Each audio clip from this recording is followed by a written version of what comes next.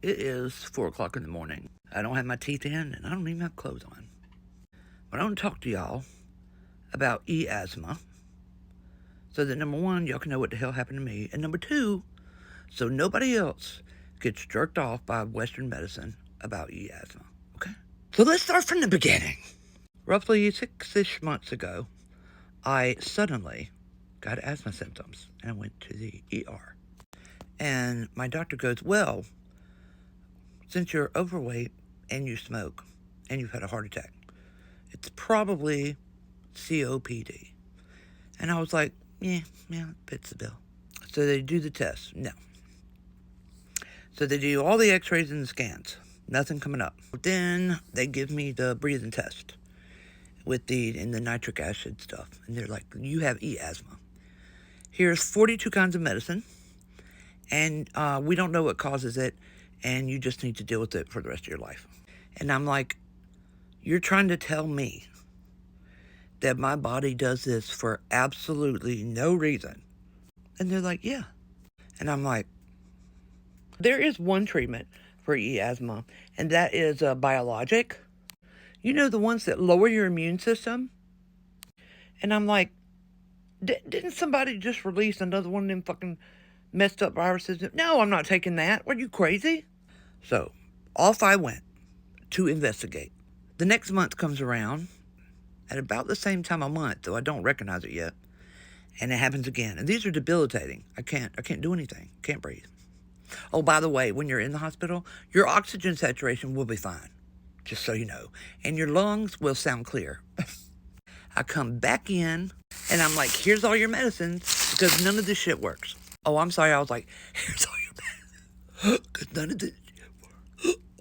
And since I'm self-pay, I'm like, I want you to run any blood test that has to do with parasites. Because some of them, the larvae get in the lungs or whatever. I was like, anything off the wall, can you run the test on that? So they take a bunch of blood and they do that. Oh, by the way, while I'm in there, they're not giving me anything to help me breathe. Isn't that nice? So they come back and we're like, all the tests are negative. We can't help you. So I ripped my IV out. I don't even know why they put it in. It's not like they gave me anything. And I left. And I went to go get illicit bronchodilator. Used to be sold on the shelves, but it's not now.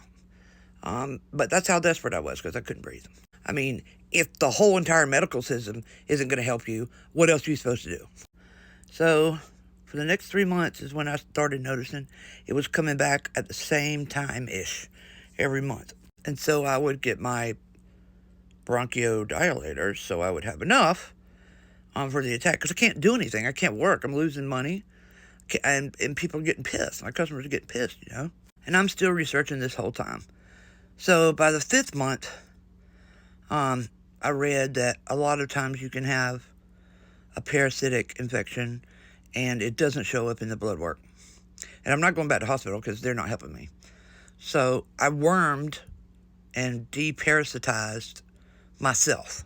So if that worked, it wouldn't come back on the 6th month. It came back.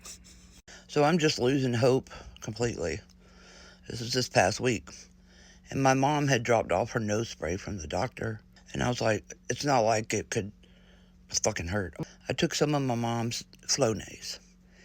And in about 15 minutes, the tightness in my chest lifted up a little bit. And I started coughing, but something came up. But I didn't have a congested cough. It was a very dry cough. And something came up, and I was like, okay, I need to wait. I don't want to jump to conclusions. And so I waited another hour, and the tightness came back. And I did it again.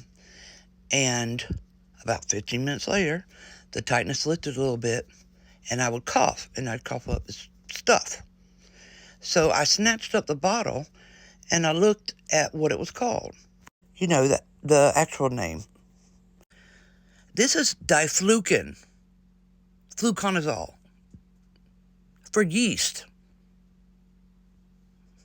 Now, if y'all remember, shortly before that 6 months or so, I had, it's not thrush, it's a yeast infection of the mouth you get when your dentures aren't fitting right. And I had got it real bad, and I had went to the doctor, and they gave me 2 diflucan. So I run to the internet, look up Candida lung infection. I didn't go to like WebMD, okay?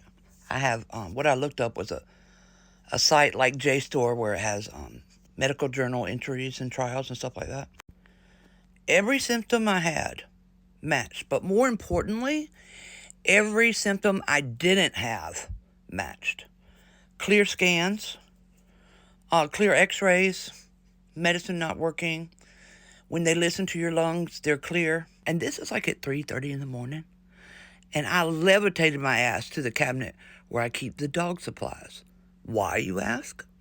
Because my dog had been given an entire prescription of 200 milligram diflucan for his feet. And I didn't give him this. I just put the cream on his feet to clear it up. And in another one of those studies, it said if you combine diflucan with colloidal silver, it does faster and prevents, what is that thing called? Biofilm. But then I remembered that when I took diflucan before, I almost like died. It was horrible. So this time I went to look at interactions. Well, it turns out that if you take Celexa or Plavix, you absolutely cannot mix those 2 things together. Like red warning, unless you're in the hospital and you're being surveilled by a doctor. Seeing as how I'd been like half dead all week, I hadn't really taken my medications.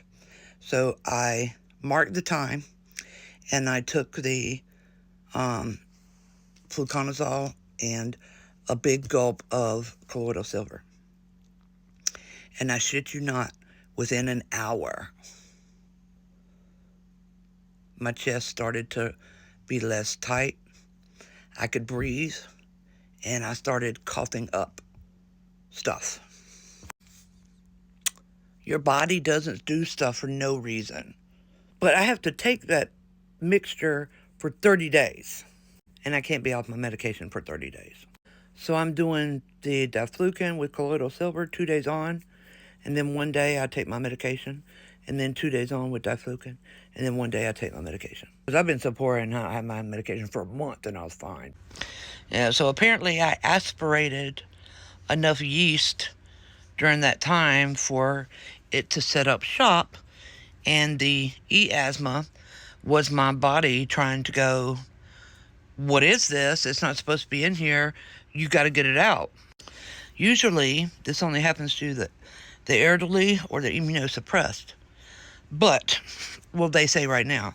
But I think if the person is a denture wearer and the tests keep coming up clean, they should automatically be tested for that. Because there is no way that I'm the only one when all the Western doctors go, well, we don't know why it does that. So I have an answer, I have a solution, and now I just need to heal, I guess.